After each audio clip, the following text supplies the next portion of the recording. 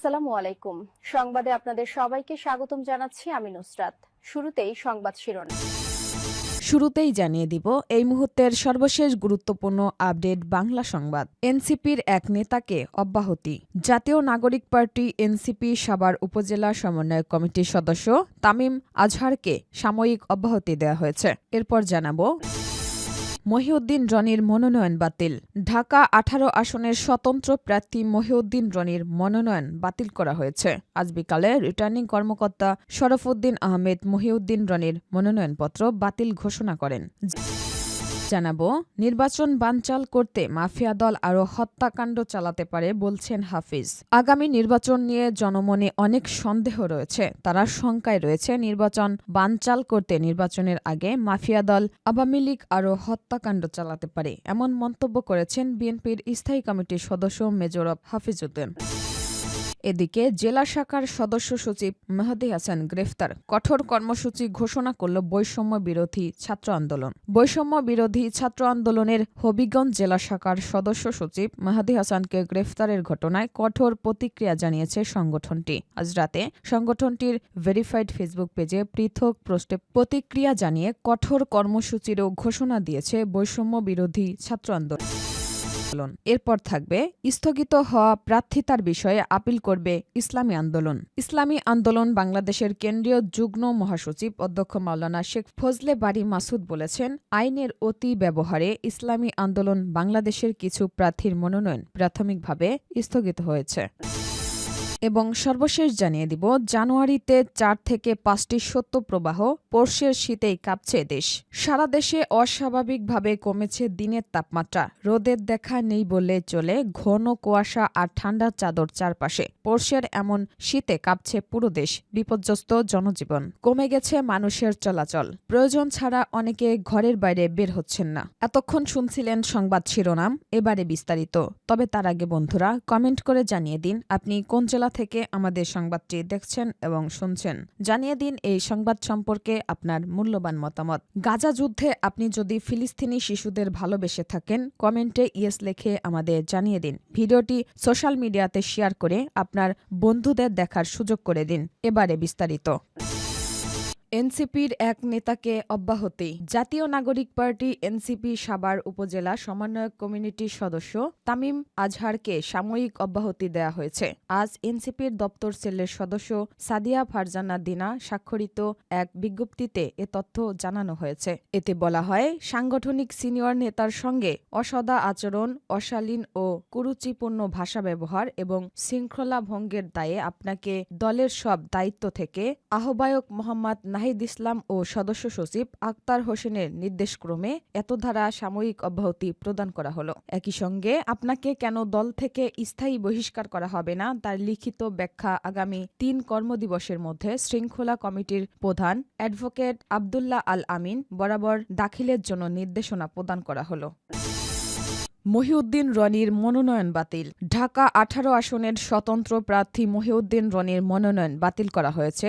আজ বিকালে রিটার্নিং কর্মকর্তা শরীফউদ্দিন আহমেদ মহিউদ্দিন রনির মনোনয়নপত্র ঘোষণা করেন। মনোনয়নের বাতিল প্রতিক্রিয়ায় মহিউদ্দিন রনি বলেন, তার মনোনয়নপত্র গ্রহণ করা হয়নি। কারণ হিসেবে তাকে জানানো হয়েছে, নির্বাচনে অংশগ্রহণের জন্য প্রয়োজনীয় ১% স্থানীয় ভোটারের স্বাক্ষর জমা দেওয়া হলেও সেগুলোর সত্যতা যাচাই করতে গিয়ে ১০ জনের মধ্যে ২ জনের স্থায়ী ভোটারকে খুঁজে পাওয়া যায়নি। এ অভিযোগের ভিত্তিতেই তার মনোনয়ন বাতিল করা হয়েছে। তিনি বলেন, ফ্যাসিস্ট পালিয়ে গেলেও তারা দোসররা প্রতিটি বিভাগেই লুকিয়ে আছে, তাদের কার্যক্রম অব্যাহত রয়েছে। মহিউদ্দিন রনি আরও জানান, মনোনয়ন বাতিলের বিরুদ্ধে তিনি উচ্চ আদালতে আপিল করবেন এবং এ বিষয়ে আপিলের কার্যক্রম ইতিমধ্যেই শুরু হয়েছে বলে জানান তিনি। মহিউদ্দিন রনি দীর্ঘদিন ধরে রাষ্ট্রের বিভিন্ন অনিয়মের বিরুদ্ধে প্রতিবাদ জানিয়ে আলোচনায় আসেন।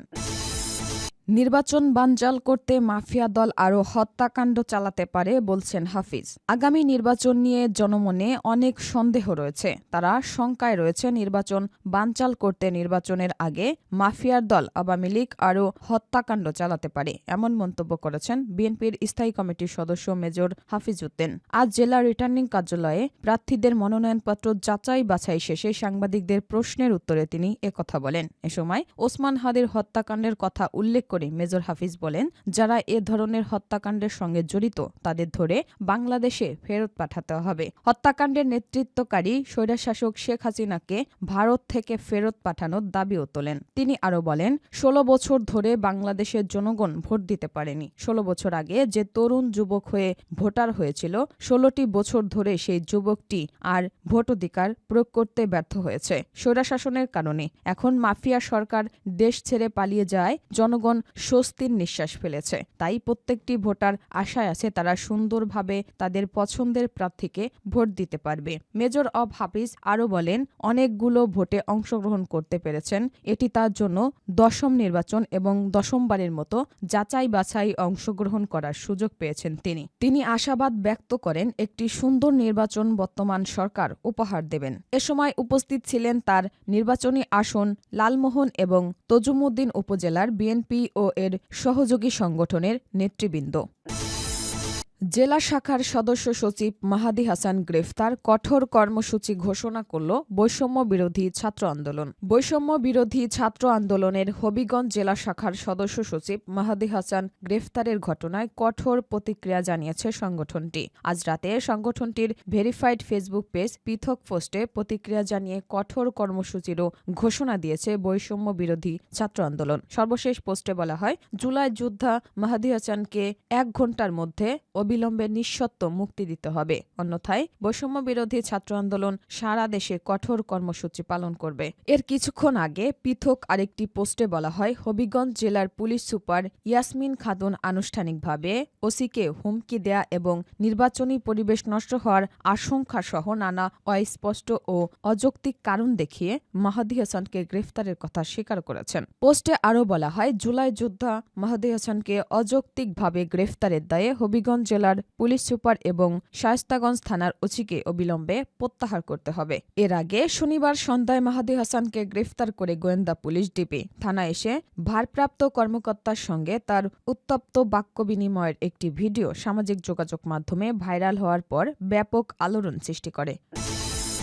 স্থগিত হওয়া প্রার্থিতার বিষয়ে আপিল করবে ইসলামী আন্দোলন। ইসলামী আন্দোলন বাংলাদেশের কেন্দ্রীয় যুগ্ম মহাসচিব অধ্যক্ষ মাওলানা শেখ ফজলে বারী মাসুদ বলেছেন, আইনের অতি ব্যবহারে ইসলামী আন্দোলন বাংলাদেশের কিছু প্রার্থীর মনোনয়ন প্রাথমিকভাবে স্থগিত হয়েছে। ইসলামী আন্দোলন এ বিষয়ে আপিল করবে, আইনি লড়াই করবে ইনশাল্লাহ। আজ বিকেলে পুরানপল্টনে দলের কেন্দ্রীয় কার্যালয়ে অনুষ্ঠিত ইসলামী আন্দোলন বাংলাদেশের নির্বাচন মনিটরিং সেলের বৈঠকে তিনি এসব কথা বলেন। অধ্যক্ষ মাসুদ বলেন, সমঝোতার আলোচনা চলমান আছে, দ্রুততম সময়ে এই বিষয়ে সিদ্ধান্ত জানানো হবে। একই সাথে সর্বোচ্চ আসনে নির্বাচনের প্রস্তুতি নিয়ে এগিয়ে যাবে ইসলামী আন্দোলন। এ সময় উপস্থিত ছিলেন সহকারী মহাসচিব KM আতিকুর রহমান, মাওলানা আহমেদ আব্দুল কায়েম, ইসলাম ছাত্র আন্দোলন বাংলাদেশের কেন্দ্রীয় সভাপতি মুনতাসির আহমেদ, মাওলানা দেলোয়ার হোসাইন সাকি, মাওলানা আরিফুল ইসলাম শওকত আলী, ABM জাকিয়া, মুক্তিযুদ্ধ আবুল কাশেম, মাওলানা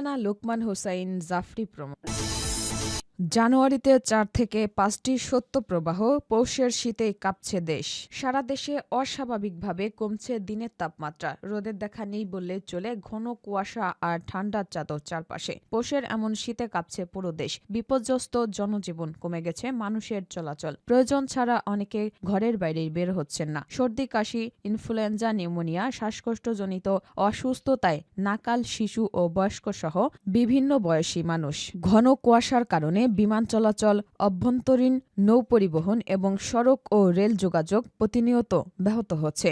বিপাকে পড়েছেন অনেক খামারি ও কৃষক। ফসলের ক্ষতির আশঙ্কা করছেন তারা। শীতের পোশাকের বিক্রি বাড়লেও অনেকের ব্যবসা প্রতিষ্ঠান, দোকান নির্ধারিত সময়ের আগেই বন্ধ করে দিচ্ছেন। আবহাওয়াবিদরা বলেছেন, দেশের শীতকালের স্থায়িত্ব কমলেও শীতের তীব্রতা বেড়েছে। বৃষ্টিপাত হলে এই কুয়াশালয় কেটে আকাশ পরিষ্কার হতো, কিন্তু বায়ুদূষণের তীব্রতার কারণে যাচ্ছে না কুয়াশা বলায়। সহসা বৃষ্টিপাতের সম্ভাবনাও নেই। আবহাওয়া অধিদপ্তর জানিয়েছে, জানুয়ারিতে ৪-৫টি শৈত্যপ্রবাহ বয়ে যেতে পারে। এগুলোর মধ্যে ২-৩টি মাঝারি এবং একটি তীব্র শৈত্যপ্রবাহের সম্ভাবনা আছে। বাংলাদেশ আবহাওয়া অধিদপ্তরের পরিচালক ও আবহাওয়াবিদ মোহাম্মদ মমিনুল ইসলাম যুগান্তরকে বলেন, আসছে শৈত্যপ্রবাহের ১-২টি তীব্র হতে পারে। কুয়াশা বলায় থাকা এবং সূর্যের আলো ভূপৃষ্ঠে না আসার কারণেই শীতের অনুভূতি বেশি। জানুয়ারিতে এই শীত থাকবে, মাঝে মাঝে কমবে, মাঝে মাঝে বাড়বে।